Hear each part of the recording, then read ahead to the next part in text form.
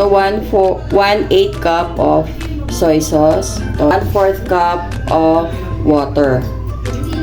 Ayan. So, medyo nagbo-boil na yung ating water and soy sauce. So, maglalagay tayo ng ito, 2 cloves of garlic. Lagay na lang ako ng turmeric. Okay, half teaspoon lang. Mga half teaspoon lang. Ayan, so mix lang natin. Maglagay tayo ng konting sesame seeds. Ayan. Konting patak ng sesame oil. Konti lang.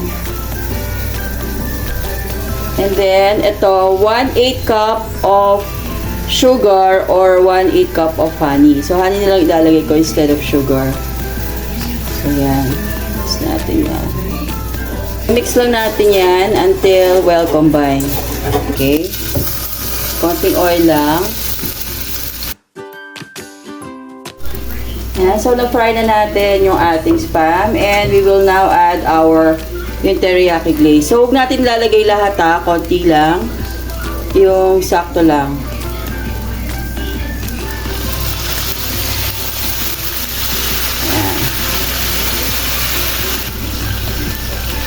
Ayan. So, nasip-sip na yung ating glaze. And lagyan lang natin ng konting sesame seeds on top. Ayan. So, you need to buy ito, seaweed wrapper like this one. And puputulin nyo siya sa gitna. Ayan, sa gitna. Para ma-fold nyo siya. Okay, ayan, sa gitna. Okay. So, ito siya. Ganito kalaki na seaweed wrapper. And then, ito, yung una nating ilalagay is yung ating rice. Dito siya.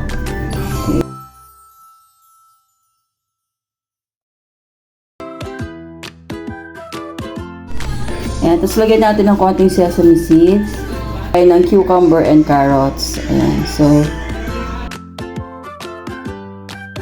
on this side naman, lalagay natin is yung ating spam. Ayan. Ating glaze, spam. And then, on this side naman, maglalagay tayo ng egg omelette.